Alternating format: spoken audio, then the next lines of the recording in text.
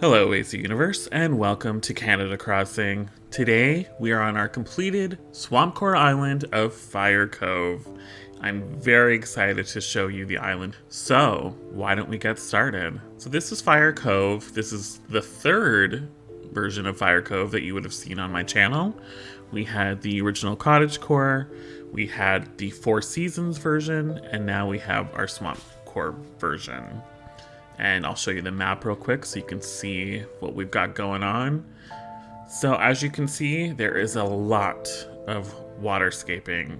That was my main reason for attempting a SwampCore island. I wanted to be better at waterscaping. And I hope after this, I never touch the waterscaping tool ever again. So here on Fire Cove, we have myself. We have my second character, Inn, who runs the inn. We have, of course, a lot of swampy creatures. So we have Molly the duck, Camo frog, Allie the alligator, Tad the frog, Jambette the frog, Drake the duck, Bill the duck, Dina the duck, Cobb the pig, and Lily the frog. Why don't we get started?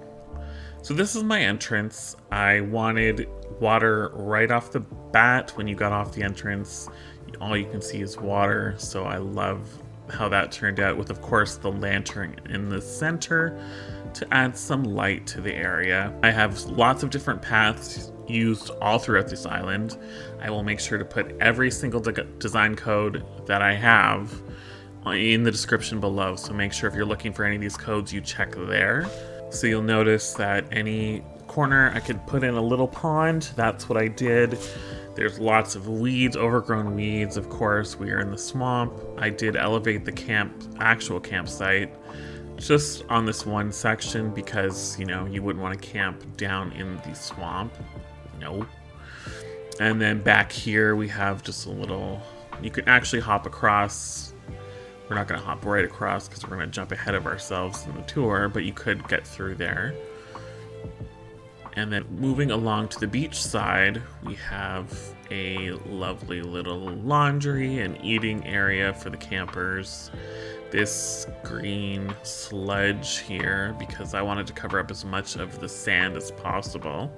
And then past the campsite, we have just a nice little sitting area on these rocks. And then we actually move into Camo Frog's area. He's the only villager that ended up on the beach. I do like how this turned out. It kind of suits Camo Frog, this whole area. I don't know why. I don't really have a reason why, but to me, it just seems like a real Camo Frog area. And he's got a little bamboo kind of forest on the side here. And yeah, I quite like how that turned out. It's a nice little area for him. So we're gonna come back around. So we're back around to the entrance, and there are other ways to hop across the water on the other side, but I wanted to go more back from here so you constantly know where we are. So moving this way from the entrance, you could hop across here to get to resident service, or you could go along the path here. You can kind of see resident service, and there's cute little Molly walking down here. But we're gonna go across the bridge first. So here we have the inn. And I wanted to place it close to the beach because I actually wanted to create a little deck dining area. So quite simple looking, but I actually quite like how it turned out. I was really struggling on what color of tables and chairs to use, but I thought ultimately the white, just for the contrast of everything else. Like everything else is so green and brown. So I thought if you were buying furniture for this area, like you're actually purchasing things, why not buy something that was going to contrast with the whole area and stand out? So that was my thought process on picking the white customization, and I actually am really happy. I liked how that turned out. So that's the inn. Again, I won't tour inside the buildings on this tour, so be sure when you visit my dream address, which I will have in the description below, you check out inside the buildings, so inside the inn, inside my house. So crossing the bridge, we have the Nooks cranny area. So this is a little trading post. I just wanted a simple area that I thought, first of all, I could use up some items that have just been sitting in my storage for no reason. And I had this space, so I was like, what am I gonna do here? And so I customized some stalls with this custom pattern and just added a bunch of stuff to it, and I really like how it turned out. And then right next to that we have the actual Nooks Cranny building. If you watched my speed build on this area, you'll know that I really struggled with this. I still don't know, to be 100% transparent, if I really like it. But I didn't change it, so that must mean something. I basically just wanted to cover a lot of the bright primary colors that Nooks Cranny is, and it kind of worked. And then we have this whole dock area. It's actually this pattern too, if you watch that video, I wasn't very keen on, but it's actually grown on me, and I think kind of covering it up with a bunch of stuff definitely helped sell it. And then this is going to lead right to the dock area, so we have the shipping where Nooks Cranny gets all their merchandise, and I just put some stuff around to kind of dress it up, and I actually quite like how this area turned out. Again, we could hop through the beach, and the beaches on this side I'll just show you real quick, are not necessarily decorated. I just planted some flowers that won't grow to look like some weeds have grown up, and put a bunch of seaweed and stuff. So on this side of the island, that's all I did with the beaches, because beaches are not very swampy, right? So we need to kind of just pretend that they're not really there. So going back across this bridge towards the inn, you can see that we have Able Sisters up there. So they're on their own little island, so let's go check that out. So they have a little incline, and then we have their own private island up here. Quite like how that turned out. Just some simple decoration as well. Tried to match the flowers with what's going on. I like the redness of these cosmos, even though they're black cosmos. To me, they're very dark red, and I love that for this island. You'll notice my color combination of flowers is pretty standard throughout. Lots of green mums, lots of black cosmos, lots of black lilies, a few pops of orange and white, and one section with purple, but other than that, it's pretty standard throughout the whole island. Then right next to Resident Service, we have Allie's Island. So this is Allie, and she lives here, and it's actually an island, so there's only one way to get through it. You can see all around, it's legit an island within an island. So this is Allie's house, and this is her island. I wanted to go with all bamboo, and I really like how that turned out. It's a really nice place for her. So moving right along, we are going to go to the frog area. So this is Tad's house. So I made these two kind of areas so that you can see Jambette behind, and then this is Tad. I want it to be like they're all surrounded by water, so I wanted to almost be like giant lily pad type things. So you know, this is Tad's lily pad, and behind there is Jambette's lily pad. So Tad's theme is kind of like the farm, so I wanted to plant some pumpkins, and of course only the green pumpkins, and have a little silo area and beekeeping area, so that's really cool. I like how that is. And then with Jambette right behind him, she has the more picnic area. I think one of the first time in all my islands that I've only have one picnic area. That's crazy, because those are so easy to do and fill up great space. So she's got a great little picnic area, and this is her yard. Really nice, really sweet. Jambette's a sweet villager. I think she's underrated for sure. And that's Jambette's lily pad. And then moving right along, we have just a seating area. Again, water everywhere on all sides. You can see water. We're gonna cross this bridge. We'll go back here along this path first, valley down here. And this is where all the Lily of the Valleys went.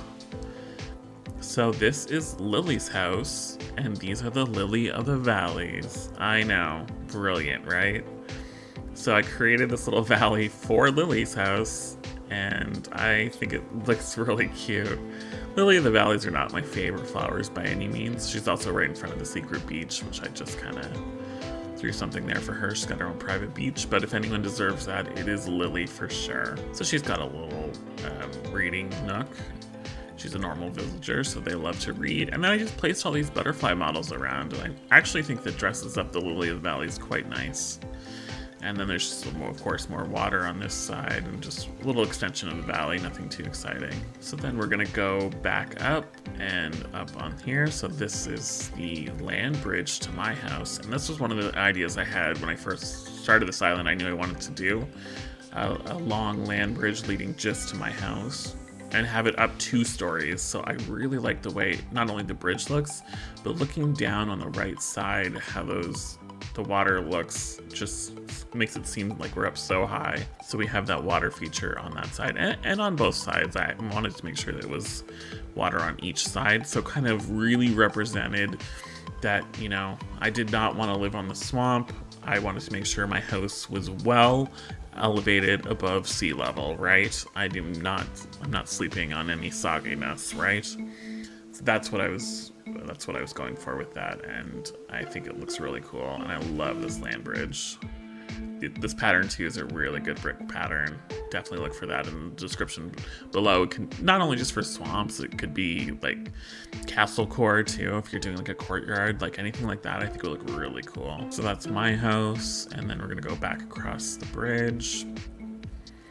And this was kind of the one big water feature I wanted to do, so I'm gonna take out my camera and just so you can kind of see. I really wanted one area with, you know, large mountains and lots of waterfalls going on, just because it is an all water island, right?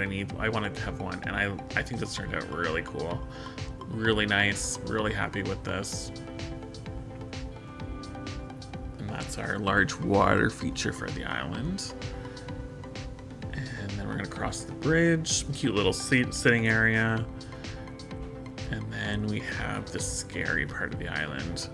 So I knew making this island, I wanted to have a villain. You know, every good hero needs a villain. So this is Cobb's area. So Cobb is the secret researcher of the island, and he likes to do research on swamp creatures. So this is his house, and I wanted it really secluded, so that's why it's really heavy, dense forest all in front of it. And he's got, you know, a little shed there I put together, and back here is his scientific research area right on the ocean. Like, what is he up to? I don't know. We don't want to know. So yeah, he's kind of secluded back here. Quite often see all the other villagers come back here. He's got like things in cages and cauldrons, and oh, he's up to no good. And yeah, whenever I see the cute villagers back here, I'm like, no, you don't want to be back here. Stay away from him. And we're going to move on from Cobb's area. And then we're going to have the duck pond on this side. So you can see the sign. So this is where all 4 of my duck villagers live. And so I call this the duck pond. So right along this kind of pathway here, we have, this is Dina's house, so she lives right here. And like I said, again, it's just everything is surrounded in water. We really wanted to emphasize the water. This is Drake's house. All right, and then we're gonna go up an incline. I was really torn about using a lot of inclines and cliffs on this island because I'm thinking swamp, it should be all flat, but in the end I said, you know what, no, we need inclines. It's gonna be so boring if it's all just flat. So this is Molly's house, and there's Bill checking out Molly's house. And she got her own little duck pond in her house, or at her house. That's really cute. And then across the bridge here, we have Bill's area. So this is Bill's house. He's got a nice little sitting area. Again, more water, of course, more ducks around. And then right at the end of Bill's property is where the lighthouse is. I just kind of built it up. My peninsula is not very big on this island, so I didn't really have much room to work with. So, excuse me, Bill. So we're gonna come down from the duck pond and cross another bridge. I used all 8 bridges, and I think I used all 8 inclines in the end too, actually, in this island. So here we have the museum. So this is the only place I have purple flowers. I really wanted to avoid a lot of bright colored flowers because I was worried about it turning too jungly compared to swampy. So I thought the museum, you know, they would spend the money to import some fancy flowers, right? They've got Blathers has the cash. We all know that. So this is the museum area, and just wanted some, you know, creatures around here, of course, some models and fossils. So yeah, it's one of the first areas I did on this island, actually, so quite happy with it. And then we're gonna cross the bridge here, and this is again just another lookout spot. Really like how it turned out, just those islands in the middle and everything. Thought it all looks really cool. Really, a lot of green, very dense areas. So, but I'm quite happy with this island. I have to say, you know, this island was not the easiest one to make out of all the islands I've made, and I did feel overwhelmed at certain times for sure. But overall, I am really happy with it, and I'm not only depressed resetting it because I don't reset this island, so I flatten it, so I know how much work that is. Especially, like, look at all this water and terraforming I'm gonna have to, and all the items everywhere. Like, this island is gonna take me forever to flatten it, but I'm also sad to flatten it because I quite enjoy it. I love walking around here. There's always something to see no matter where you are. And I hope that you guys kind of dig it too. Let me know for sure in the comments below what you think, and visit my dream address. I'll put up my map again so you can get the dream address. It's there at the bottom, so make sure you come and dream about it and let me know what you thought of it. So that's it for Fire Cove. Well, this version of Fire Cove. It's going to be Fire Cove 4.0 next. I do already have an idea for it, so I'm very excited for that one. And then stick around, we still have our island of Midnight. So that's our island where you're not using any features of Nintendo Online. So there's no design codes, and I'm really having fun with that one too. Stick around for more on that series. But for now, thank you so much for watching. I hope that you enjoyed this tour of my SwampCore island. Please like the video. Think about subscribing to Canada Crossing. We have lots of content coming up in the future, and I'll see you in the next one.